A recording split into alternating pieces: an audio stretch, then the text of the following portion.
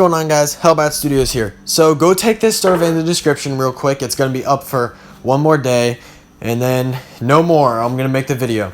So just want to get that out of the way. So there's a big controversy in this Batman vs. Spawn 2-pack. I'm just going to jump right into it. So there's two main problems with this. The Batman and the Spawn. Okay, I'm just kidding. I'm going to give you my thoughts on this 2-pack and why it failed with the community, why it got so much backlash and so much hate. So, overall, this Spawn figure does not look bad. I mean, he's got a nice sculpt, paint job looks good, he's got that awesome cape, which I love. It's one of the better ones that they've done, in my opinion. And that sword just looks so sick. I love the big, hefty sword that he comes with. There's only one problem with this guy. They didn't stick with the source material. So, a lot of people are expecting the Greg Capullo new Batman plus Spawn comic. That's what this was going to be about, because that's the new comic. Everyone's like, oh, new comic, new 2-pack, oh, it makes sense.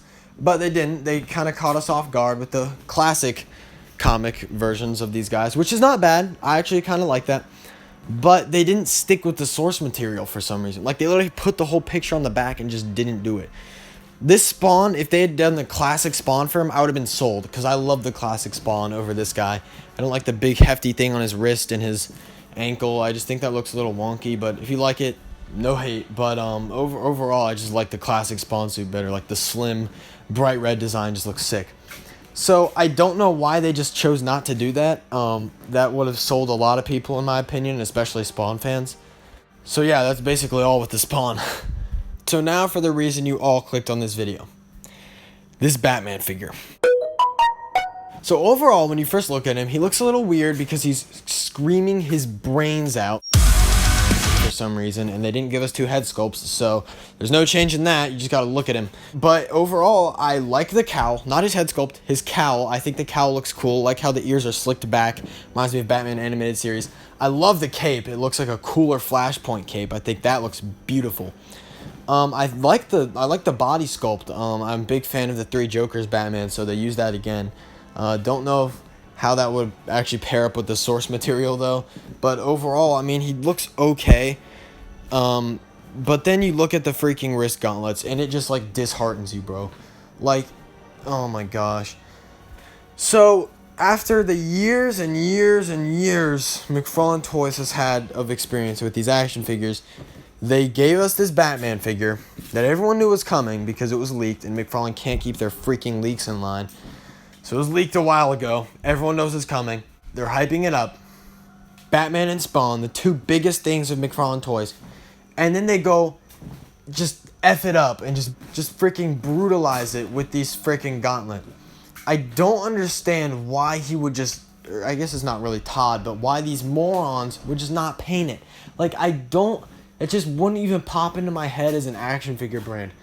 Like, maybe it looks a little weird to have the whole forearm black, but then just re-sculpt it or something.